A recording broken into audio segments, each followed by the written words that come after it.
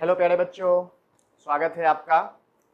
आज हम लोग फिजिक्स का तीसरा चैप्टर शुरू करेंगे। 12th का जो फिजिक्स है उसका हम तीसरा चैप्टर चालू करेंगे, जिसका नाम है करंट इलेक्ट्रिसिटी। इसका नाम क्या है? Current electricity. यह चैप्टर हम शुरू करेंगे। इससे पहले जो हम दो चैप्टर पढ़े थे, वह दोनों चैप्टर जो था वह इलेक्ट्रोस्टैटिक्स ग्रुप का था। किस ग्रुप का? इलेक्ट्रोस्टैटिक्स। इलेक्ट्रोस्टैटिक्स मतलब जहां पर चार्ज रेस्ट में हुआ करता था। चार्ज क्या होता था? रेस्ट में होता था, और उसके इफेक्ट को हम वहां पढ़ते थे। जैसे इलेक्ट्रिक फील्ड पढ़ते थे, इलेक्ट्रिक फोर्स पढ़ते थे। फिर दूसरे चैप्टर्स में हम पढ़े उसके कारण potential and potential energy of the system of charge. उसमें इलेक्ट्रिक डाइपोल पढ़े, गॉस लॉ पढ़े, कूलम्ब्स लॉ पढ़े। अब यह जो तीसरा चैप्टर है, यहां से शुरू हो रहा है करंट इलेक्ट्रिसिटी। करंट का मतलब हो जाता है, करंट का मतलब हो गया फ्लो। करंट का मतलब फ्लो और इलेक्ट्रिसिटी का मतलब चार्ज। यानी यहां से अब वह चैप्टर शुरू होगा जहां चार्ज फ्लो करना शुरू करेगा। चार्ज क्या होगा? फ्लो करना शुरू होगा। ठीक है, तो अब इस चैप्टर से हम शुरू करेंगे properties of charge when it flows, effect of charge when it flows. तो चार्ज जब फ्लो करता है तो उसका सबसे पहला इफेक्ट जो आया, सबसे पहला इफेक्ट कि वह एक इलेक्ट्रिक करंट प्रोड्यूस करता है। क्या प्रोड्यूस करता है? Electric current. चार्ज जैसे ही फ्लो किया तो वह सबसे पहला काम जो किया वह इलेक्ट्रिक करंट को प्रोड्यूस किया। ठीक है, इस चैप्टर में आपको इलेक्ट्रिक टॉपिक हम थोड़ा डिस्कस कर दें। इसमें क्या क्या मुख्य रूप से पढ़ना है आपको? इसमें इलेक्ट्रिक करंट पढ़ना है, ओम्स लॉ पढ़ना है, रजिस्टर्स का कॉम्बिनेशन सब पढ़ना है, कि रजिस्टर्स जो सीरीज पैरेलल वाला आप लोग पढ़े थे वो पढ़ना है। फिर बैटरी सेल्स के बारे में पढ़ना है कि सेल्स सर्किट में लगाएंगे कितना ईएमएफ प्रोड्यूस करेगा, उसका अपना एक इंटरनल रेजिस्टेंस होता है। तो बैटरी दिया रहेगा तो किसी सर्किट में कितना करंट होगा यह निकालने के लिए। जब कॉम्बिनेशन ऑफ रजिस्टर्स पढ़ेंगे तो उसमें किरचॉफ्स लॉ, जो 10th क्लास में आप पढ़े थे, किरचॉफ्स लॉ, किरचॉफ्स का junction law, Kirchhoff's voltage law, यह सब हम देखेंगे। और फिर उसके बाद इसमें जो होगा कॉम्बिनेशन ऑफ रजिस्टर्स। हाँ, बस इतना ही चीज हमको इस चैप्टर में पढ़ना है मुख्य रूप से। फिर लास्ट में कुछ मेजरिंग इंस्ट्रूमेंट है, जैसे व्हीटस्टोन ब्रिज, पोटेंशियोमीटर, यह हमको पढ़ना है।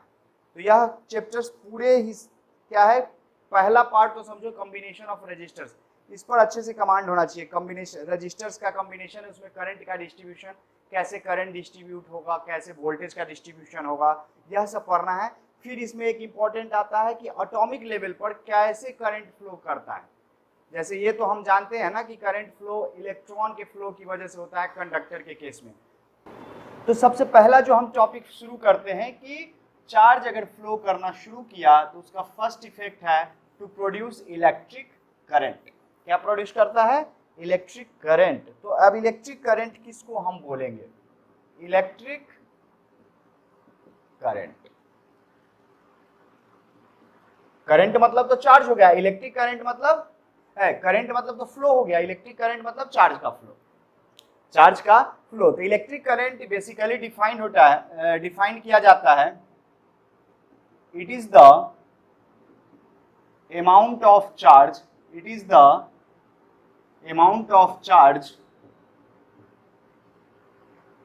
flowing per unit time through a cross section, through a cross section। किसी भी क्रॉस सेक्शन से, किसी भी एरिया से, किसी भी हिस्सा से प्रति सेकेंड कितना चार्ज फ्लो करेगा, उसी को हम इलेक्ट्रिक करंट बोलेंगे। इलेक्ट्रिक करंट का सिंबल आई होता है।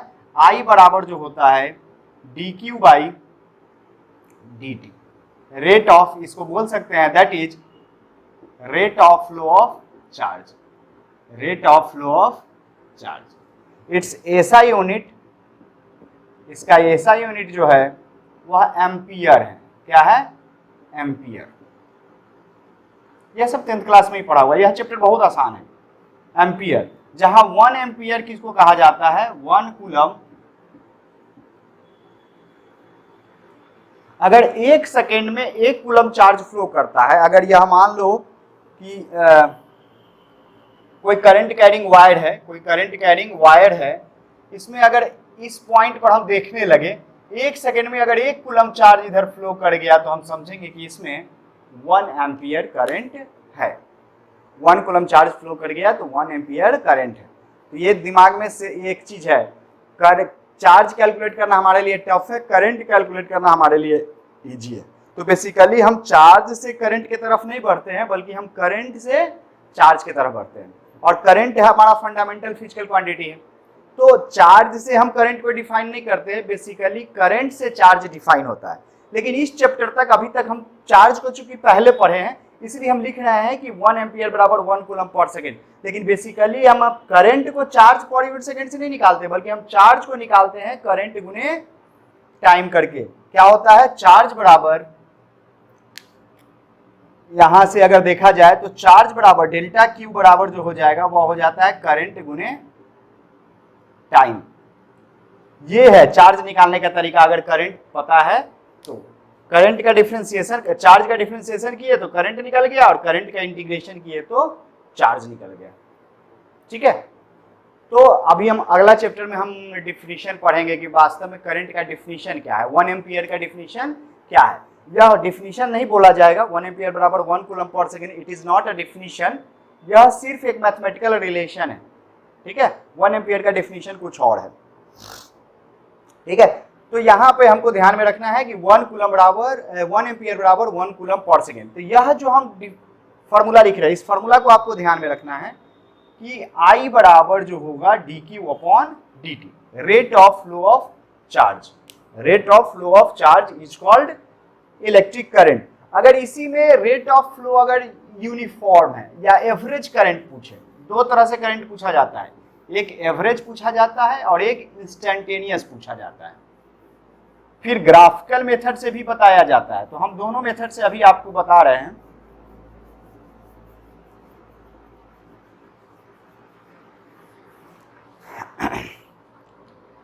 यहां क्या है, एवरेज करंट। अगर एवरेज करंट पूछे कभी भी, तो एवरेज करंट आई एवरेज बराबर हो जाएगा टोटल चार्ज कितना फ्लो किया, टोटल चार्ज फ्लोड बटा टोटल टाइम टेकन। सीधी बात। हो सकता है बीच में कभी रेट ज्यादा रहा हो, कभी कम रहा हो, लेकिन एवरेज निकालना हो तो टोटल चार्ज बटा यानी delta Q upon delta T, यह हो जाएगा। जबकि इंस्टेंटेनियस निकालना हो, इंस्टेंटेनियस एवरेज जब भी पूछा जाएगा in a period of time, in a period of time, और बोला जाए टाइम इंटरवल। इसका मतलब क्या हुआ कि जब भी आपसे एवरेज करंट पूछेगा तो वह दो टाइम के बीच में पूछेगा कि what is the average current in first 2 second, मतलब 0 से लेके 2 सेकेंड के बीच में। What is the average current between 2 second to 5 second, यानी 2 सेकेंड से 5 सेकेंड के बीच में क्या होगा एवरेज करंट।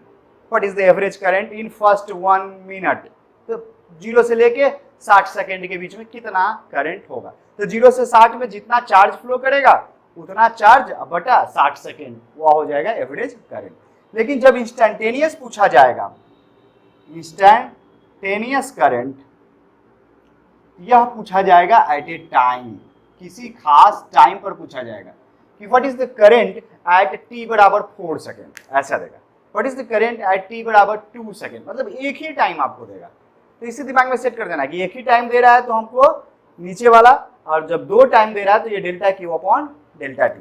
तो यहाँ आई इंस्टेंटेनियस जो सिंपली आई से दिखाएं या आई इंस्टेंटेनियस लिख के, यह हो जाएगा D Q by D T, यह हो जाएगा D Q by D T. Instantaneous जब भी पूछेगा तो चार्ज का एक एक्सप्रेशन देगा टाइम के रिस्पेक्ट में, और उसको आप डिफ्रेंशिएट करो, और जिस टाइम पर पूछे एट टी बराबर आस्क्ड टाइम, पहले डिफ्रेंशिएट करो, इसके बाद जिस टाइम पर पूछे उस टाइम का वैल्यू रख दो, तो आपको इंस्टेंटेनियस करंट निकल जाएगा। ठीक है, ये चीज है। अब अगर चार्ज निकालना हो, इस पर हम प्रॉब्लम करा देंगे, छोटा सा हो जाएगा, ठीक है। स्क्रीन को पॉज करके आप लिख सकते हो।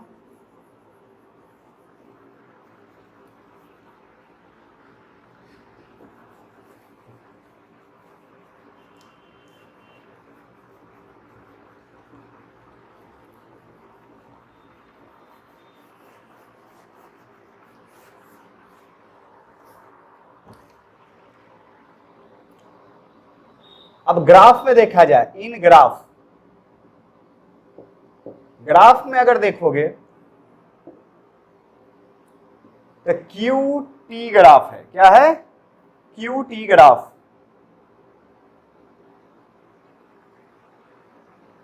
इसमें हम जान रहे हैं कि आई इंस्टेंटेनियस जो होता है वो होता है D Q by D T, यानी ग्राफ में बोला जाए तो यह क्या हो गया? स्लोप, इसका स्लोप हो गया D Q by D T, यानी स्लोप हो गया क्यू टी ग्राफ का। तो इंस्टेंटेनियस निकालना हो तो इंस्टेंटेनियस आता है slope of tangent, slope of tangent in Q T curve.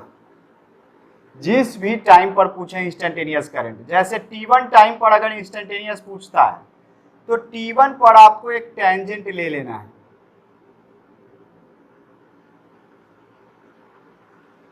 ठीक है।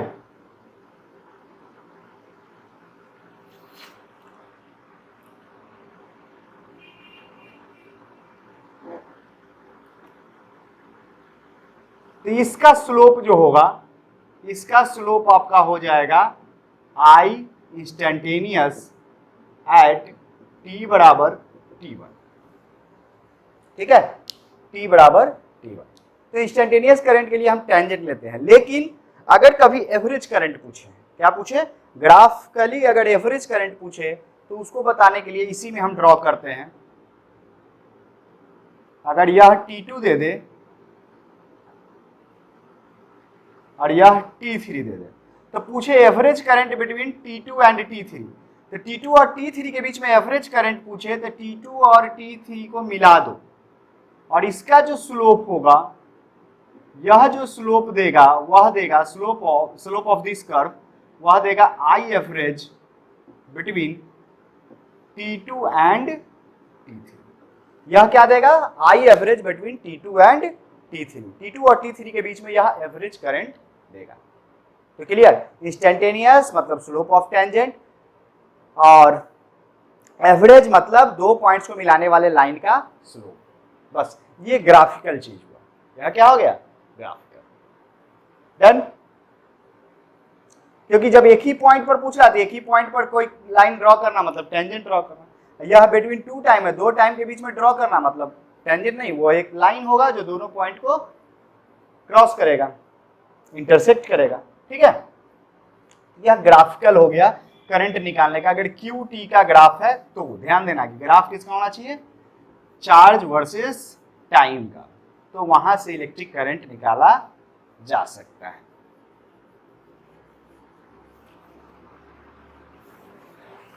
तो उसी प्रकार यहां अगर क्वेश्चन दे दे कि अरेंज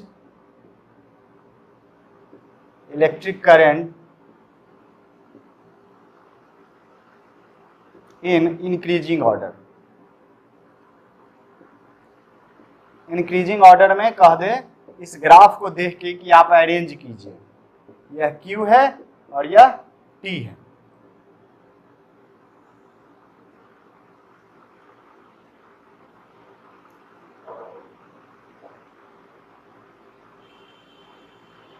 इस टाइप से अगर ग्राफ दे दे, यह पॉइंट दे दे, इस पॉइंट पर करंट है I1, इस पॉइंट पर I2। अच्छा एक मिनट, हाँ चलो दे दिए तो दे दिए। इस पॉइंट पर I3। तो यहां क्या है? I1 सबसे छोटा है, यहां स्लोप 0 है, I1 बराबर 0 होगा और इससे बड़ा होगा आपको I2 और इससे भी ज्यादा स्लोप हो गया I3। जैसे जैसे स्लोप बढ़ रहा है इलेक्ट्रिक करंट बढ़ता जा रहा है। आप देख सकते हो स्लोप बढ़ने का मतलब क्या है कि कम समय में ज्यादा चार्ज का फ्लो होना।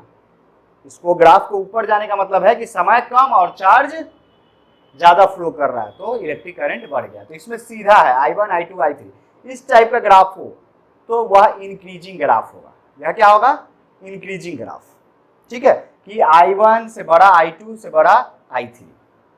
ठीक, अब दूसरा ग्राफ हम इसमें ड्रॉ करते हैं। अगर ग्राफ ऐसा रहे,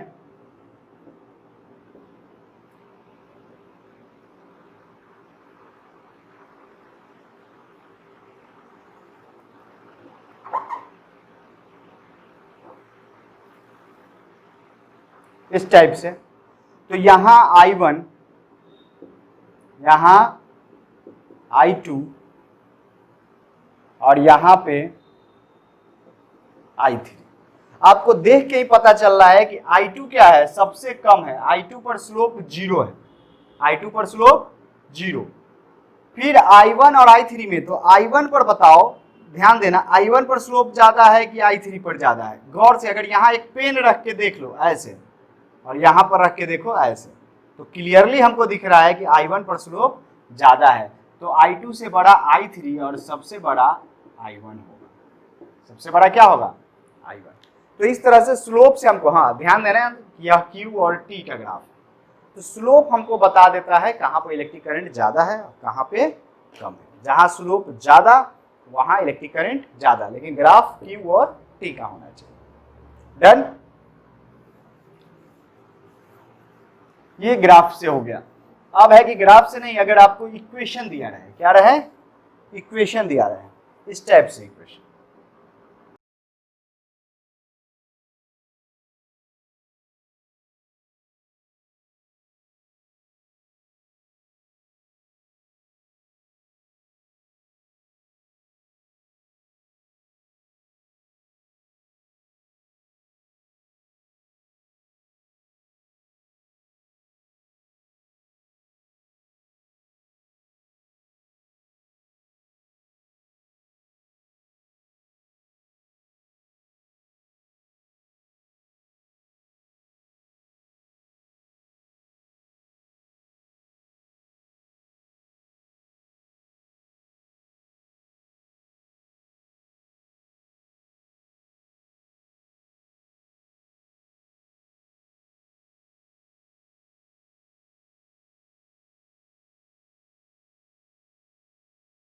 पहला में कि इलेक्ट्रिक करंट T बराबर 2 सेकंड पर निकालना है। दूसरा है कि एवरेज इलेक्ट्रिक करंट निकालना है इन फर्स्ट 2 सेकंड, कि पहले 2 सेकंड में क्या होगा।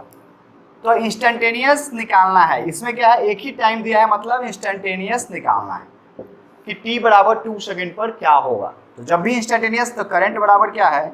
Rate of flow of charge, यानी dq अपॉन dt। सेट कर लो बस, आज एक ही चीज ये सीख के जाओ कि current dq by dt instantaneous निकालना हो तो क्या हो जाएगा? d dt of 6t square minus 4t plus 2। तो यहाँ से I बराबर क्या हो जाएगा? 6 दूना 12t माइनस 4। यह हो जाएगा इंस्टेंटेनियस करंट।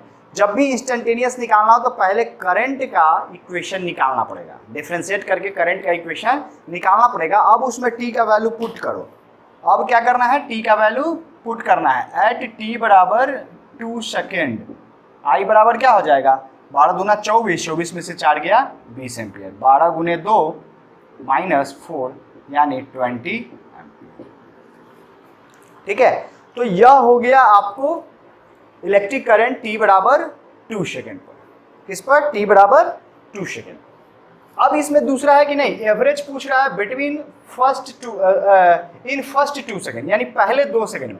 जब एवरेज पूछेगा तो आपको करंट का इक्वेशन निकालने की जरूरत नहीं है। क्यों? क्योंकि उसमें टोटल चार्ज फ्लो बटा टोटल टाइम है। तो टोटल चार्ज से हमको मतलब है, सिर्फ किससे मतलब है? चार्ज की, चार्ज कितना फ्लो किया। तो चार्ज जब डेल्टा क्यू निकालना होता है, देखो जब एवरेज निकालना हो फर्स्ट 2 सेकेंड में निकालना है, तो यहाँ हम लिखते हैं आई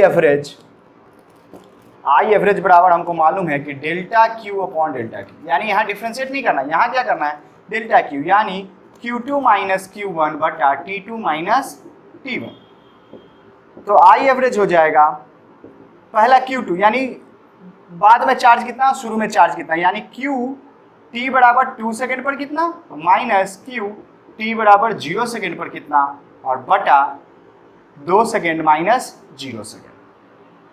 तो आपको यहाँ इक्वेशन करंट का नहीं निकालना है बल्कि चार्ज का इक्वेशन दिया है, आप इसमें चार्ज क्या करो, वैल्यू पुट करो, चार्ज निकल जाएगा। t की जगह 2 पुट करोगे क्या हो जाएगा, 2 दूना 4, 6 चौक 24 और यहाँ 4 दूना 8, 24 में से 8 गया 16 और फिर 2 जुड़ जाएगा तो 18।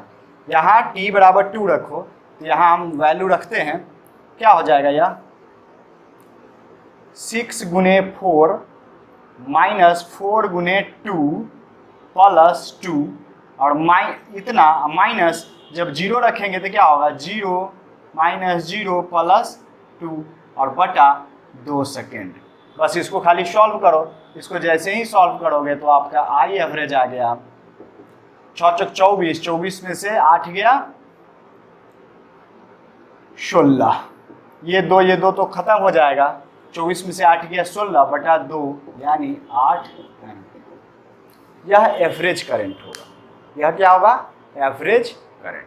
एवरेज करंट का मतलब हो गया कि अगर सिर्फ 8 एम्पीयर कांस्टेंट करंट फ्लो करता तो 2 सेकेंड में उतना ही चार्ज फ्लो करता जितना इस करंट के कारण कर रहा है। अभी जो करंट फ्लो कर रहा है वह वेरिएबल है, वह करंट कांस्टेंट नहीं है, वह वेरिएबल है। जो इक्वेशन आया था कितना, I बराबर 6 दूना 12 t माइनस 4, यानी this current is variable not a constant. यह करंट आपका कांस्टेंट नहीं है बल्कि वेरिएबल है, टाइम के साथ बढ़ रहा है, टाइम के साथ क्या है बढ़ रहा है।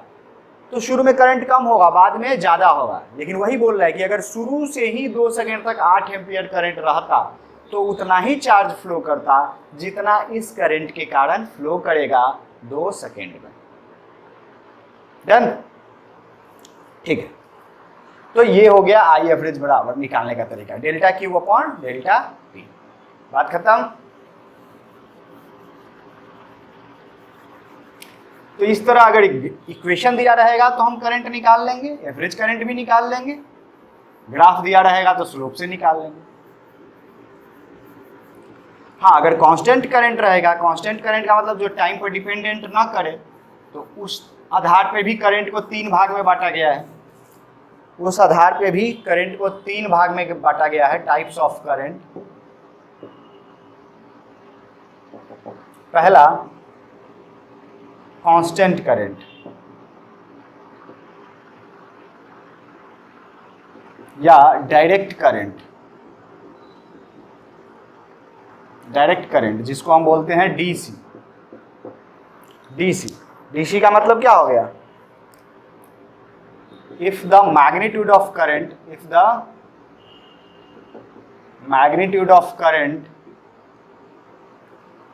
is not changing with time,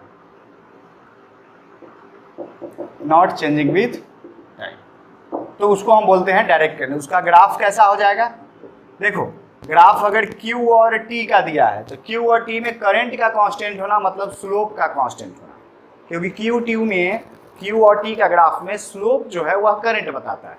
तो कह रहा है कि करंट कांस्टेंट, यानी यहाँ में ग्राफ क्या होगा कांस्टेंट होगा, इस टाइप से ग्राफ होगा। या आप जरूरी नहीं है कि ओरिजिन से ही पास करें, ऐसा भी ग्राफ हो सकता है। यह कांस्टेंट करंट का ग्राफ है। लेकिन अगर करंट और टाइम का ग्राफ दे, करंट और टाइम का, तो इसका मतलब करंट कांस्टेंट यानी ऐसा ग्राफ होगा। ये भी कांस्टेंट करंट है, यह भी कांस्टेंट है। ये मत कहना कि यहाँ कांस्टेंट करंट है, यहाँ करंट था तो कांस्टेंट है, यहाँ चार्ज है तो ऐसे ग्राफ अगर बनाएंगे तो चार्ज कांस्टेंट हो जाएगा, तब तो करंट 0 हो जाएगा। ऐसे ग्राफ बनाएंगे तो क्या होगा, चार्ज फ्लो कर रहा है बट एक कांस्टेंट रेट से, मतलब करंट कांस्टेंट है। स्लोप कांस्टेंट तो करंट कांस्टेंट, या तो खुद करंट का ग्राफ है इसलिए ग्राफ कांस्टेंट दिखा रहा है तो करंट कांस्टेंट। ये होगा कांस्टेंट करंट का ग्राफ जिसको बोलते हैं डायरेक्ट करंट, डीसी। उसके बाद होगा वेरिएबल करंट, उसके बाद होता है टाइम वेरिएबल करंट, जो टाइम के साथ चेंज हो, घट सकता है बढ़ सकता है।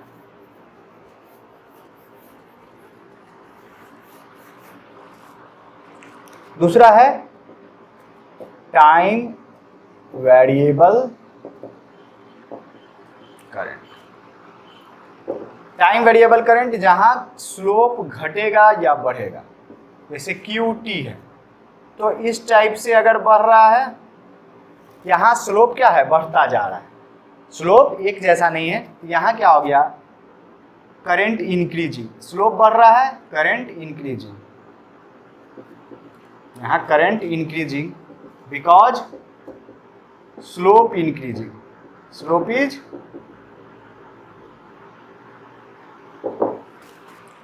फिर इस टाइप से ग्राफ रहे, यहां क्या है, स्लोप घट रहा है, शुरू में देखो स्लोप ज्यादा और धीरे धीरे स्लोप क्या है, पेन को ही देखो, ये पेन शुरू में सोया हुआ है, धीरे धीरे ये ऐसा हुआ, जैसे ही ये खड़ा हो रहा है मतलब स्लोप बढ़ रहा है। यहाँ पहले ही से स्लोप ज्यादा है और धीरे धीरे स्लोप क्या हो रहा है, कम हो रहा है। तो यहाँ हम बोलेंगे करंट इज डिक्रीजिंग, यहाँ करंट क्या है, current is slope because slope is,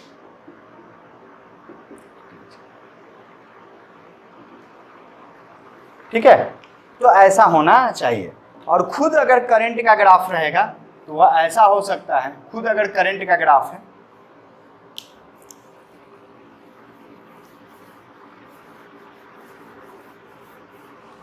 खुद अगर करंट का ग्राफ है, अगर इंक्रीजिंग करंट है,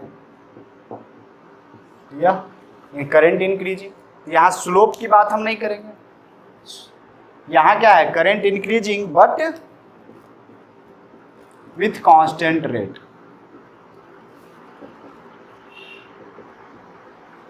बढ़ रहा है लेकिन कांस्टेंट रेट से, क्यों, एक स्लोप एक जैसा है। यहां क्या है, current decreasing but at constant rate,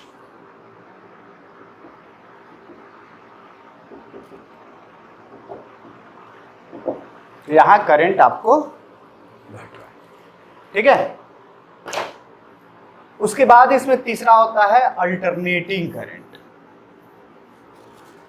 तीसरा होता है अल्टरनेटिंग करंट।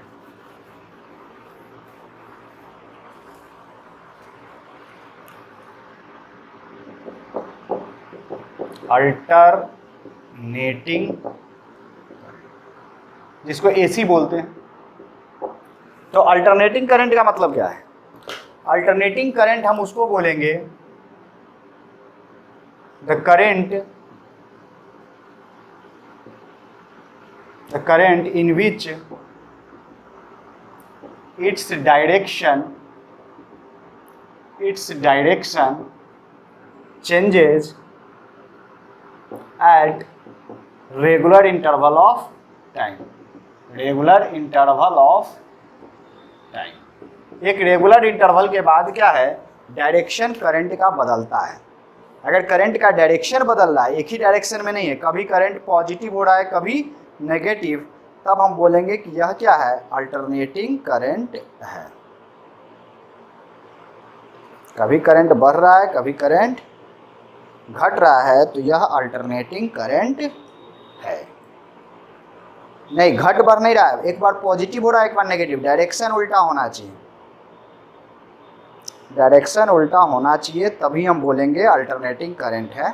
अभी ग्राफ ड्रॉ करके हम आपको दिखा रहे हैं।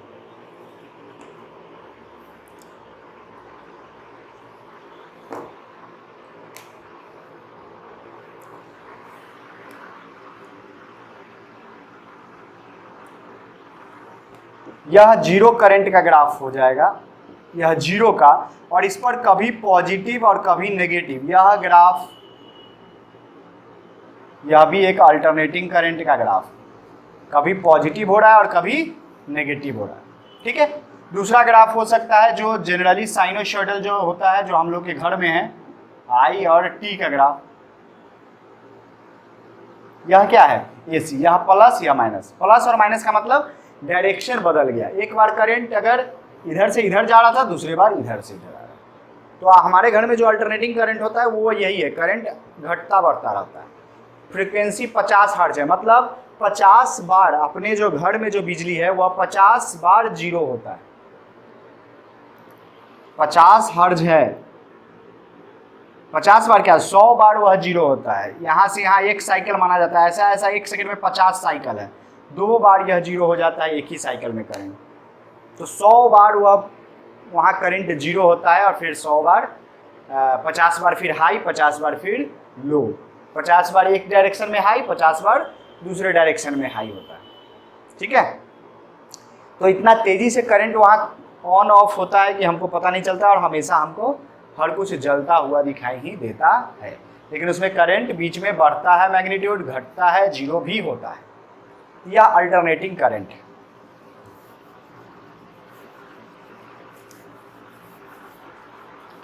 यह क्या है अल्टरनेटिंग। एक ग्राफ और बना के दिखाते हैं, इसमें बच्चा कंफ्यूज कर जाता है, उसको लगता है अल्टरनेटिंग है लेकिन वह अल्टरनेटिंग नहीं रहता। जैसे यह ग्राफ है, अगर यह जीरो लाइन है, यह +1, यह -1, यह अल्टरनेटिंग है, इट इज AC। लेकिन अगर ग्राफ ऐसा दे दे,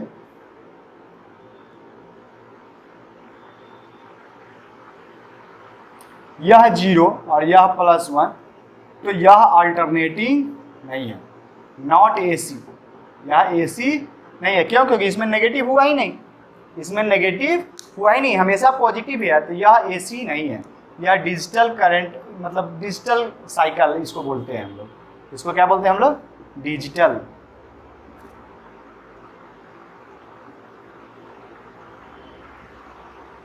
डिजिटल सिग्नल बोलते हैं। सिग्नल करंट ही है बेसिकली, कम अमाउंट में रहता है, इसलिए इसको डिजिटल सिग्नल बोल देते हैं। यह क्या होता है +1 और 0 के बीच में ही रहता है, इसको डिजिटल सिग्नल बोलते हैं। अल्टरनेटिंग करंट नहीं बोलेंगे, डिजिटल करंट बोल देंगे लेकिन अल्टरनेटिंग नहीं बोलेंगे। ठीक है, लेकिन यहाँ प्लस और माइनस है तो यह डिजिटल नहीं बल्कि AC इसको बोलेंगे। क्या बोलेंगे? AC, alternating current. तो यह squared wave form alternating current होगा। जो ट्रायंगल वाला बनाए थे वह ट्रायंगल फॉर्म अल्टरनेटिंग करंट, और एक साइनोसॉइडल जो बनाए थे उसको बोलेंगे साइनोसॉइडल अल्टरनेटिंग करंट। तो अल्टरनेटिंग करंट में फॉर्म पूछा जाता है कि वह कैसा शेप बना रहा है, ट्रायंगुलर बना रहा है, स्क्वायर्ड बना रहा है और साइनोसॉइडल बना रहा है।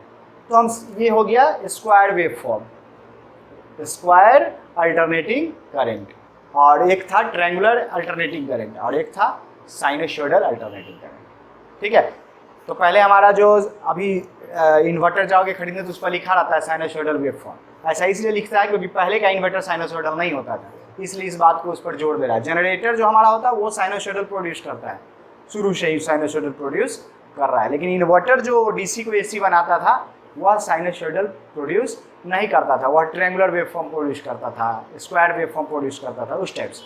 अब है कि ये साइनोसॉइडल प्रोड्यूस करता था। साइनोसॉइडल प्रोड्यूस करता है तो हमारे मशीन के लिए, मोटर के लिए वो अच्छा होता है।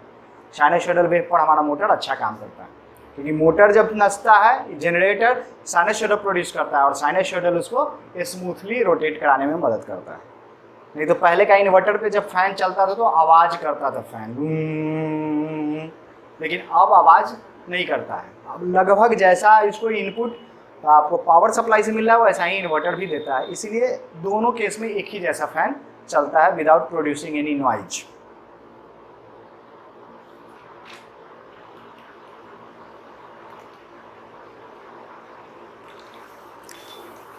ठीक है, तो यह 3 तरह का हमारा इलेक्ट्रिक करंट हो गया। प्रॉपर्टीज में देखा जाए एक चीज और इंपॉर्टेंट बात है कि electric current is scalar quantity. Electric current is scalar quantity, scalar quantity, but it has direction, but it has direction. It is called सो, यह ऐसा इसलिए कहा जाता है, डायरेक्शन होते हुए भी स्केलर इसलिए कहते हैं। It is called so because it does not follow vector sum rule, does not follow vector sum rule. Vector addition को यह फॉलो नहीं करता है। 2 or more currents 2 or more electric currents can be added algebraically. Electric currents can be added algebraically. Algebraically उसको हम add कर देते हैं। जैसे इधर से करंट जा रहा है 7 एम्पियर, इधर से जा रहा है 2 एम्पियर, तो इधर जो करंट निकलेगा वह क्या होगा 7 + 2 यानी 9 एम्पियर। यह इस एंगल पर डिपेंड नहीं करता है कि वह थीटा क्या है, वह सिर्फ दो डायरेक्शन पर कि जा रहा है कि आ रहा है, इसी बात पर डिपेंड करता है।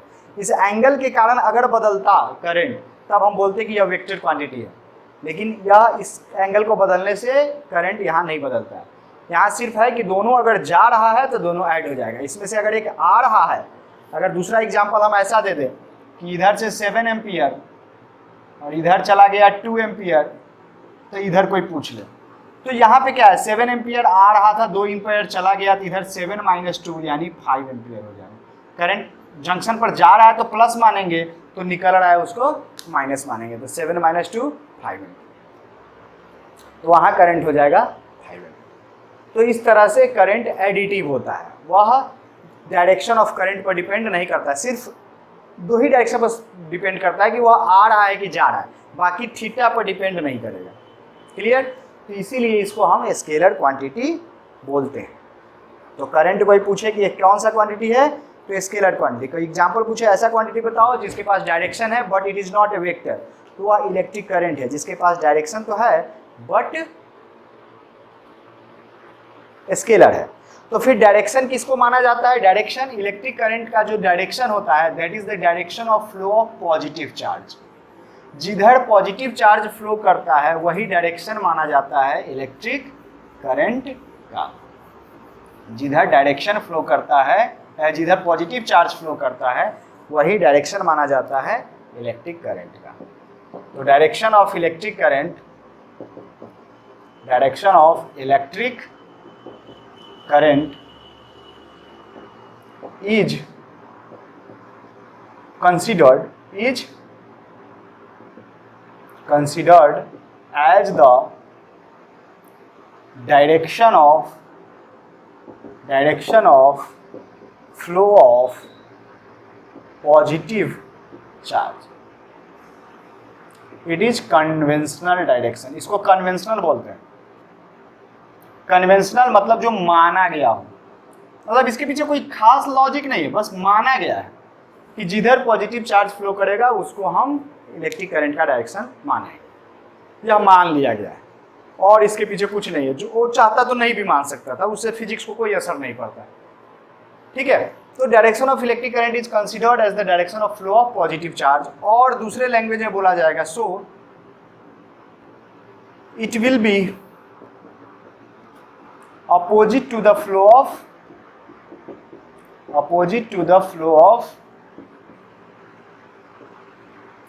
negative charge और इलेक्ट्रॉन के फ्लो के उल्टा माना जाएगा इलेक्ट्रिक करंट का डायरेक्शन। इलेक्ट्रिक करंट का डायरेक्शन जो है फ्लो ऑफ इलेक्ट्रॉन्स के उल्टा, क्यों? क्योंकि इलेक्ट्रॉन नेगेटिव चार्ज होता है। ठीक है? तो इलेक्ट्रॉन अगर ए से बी जा रहा है तो इलेक्ट्रिक करंट बी से ए माना जाएगा। हम जानते हैं most of the time current जो होता है वह फ्लो ऑफ इलेक्ट्रॉन की वजह से ही होता है, लेकिन अब चूंकि इलेक्ट्रॉन को नेगेटिव हम बताए थे, शुरू में ही मान लिया गया था, उसके कारण आज तक गलती वो हो जाती है कि उस फ्लो हो रहा है, सब कुछ हो रहा है इलेक्ट्रॉन के कारण, बट हम क्रेडिट इलेक्ट्रॉन को नहीं बल्कि हम पॉजिटिव चार्ज को क्रेडिट देते हैं। हर जगह पॉजिटिव को ही क्रेडिट दिया जाता है, लेकिन वास्तव में यहाँ जो पॉजिटिव है, जो प्रोटॉन है, वो तो फ्लो में भाग ही नहीं लेता है, भाग लेता है नेगेटिव, दैट इज इलेक्ट्रॉन। ठीक है? तो इलेक्ट्रॉन के डायरेक्शन को हम एक करंट का डायरेक्शन नहीं मानते हैं, बेचारा इलेक्ट्रॉन दुखी रहता होगा यह सोच के। हाँ, इलेक्ट्रॉन के डायरेक्शन को हम करंट का डायरेक्शन नहीं मानते, बल्कि हम इलेक्ट्रॉन के डायरेक्शन के अपोजिट डायरेक्शन को हम इलेक्ट्रिक करंट का डायरेक्शन मानते हैं। ठीक है? तो इलेक्ट्रिक करंट का डायरेक्शन हो गया in the direction of flow of positive charge और opposite to the flow of electrons. ठीक है? आज के लिए हम यही रहने देते हैं। आप जो पढ़ाए हैं उसको अच्छे से पढ़िएगा। फिर अगले क्लास को हम मिलते हैं कि आज हम चार्ज से करंट निकालना सीखे थे, और अगले क्लास को हम करंट दिया रहेगा तो चार्ज निकालना सीखेंगे। Okay, bye bye.